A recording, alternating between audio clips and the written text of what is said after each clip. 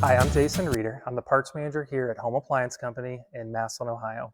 Today we're going to show you how to change a water filter in the Beko refrigerator. The Beko refrigerators all use the same filter.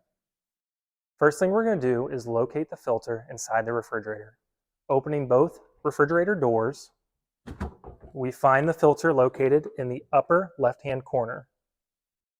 Grabbing the filter cover, we'll slide it forward until it drops all the way down to the shelf. With the filter cover down, we'll use two hands to bring the filter to the lowest position. In that position, use both hands to pull the filter straight out. Now you'll take the new filter out of the box. With the filter out, you'll see that it is wrapped in cellophane. The cellophane, as well as a plastic cover, needs to be removed before putting the filter in the fridge. To install the new filter, line up these two notches with the notches on the filter head.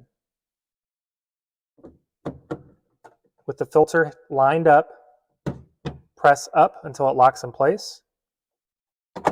Lift the filter cover, sliding it backwards to lock in place. The next step is to reset the filter status. Going to the control panel, you'll see an alarm off button. Go ahead and place your finger on that button for 3 to 5 seconds or until it beeps.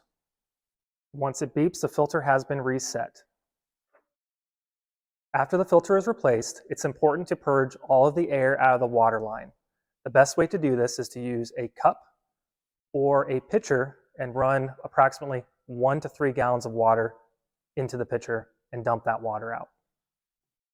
We stock a full line of both water and air filters, as well as many other accessories. Hopefully this video helped you. If you have any further questions, please reach out to our service team. We'd be glad to help you.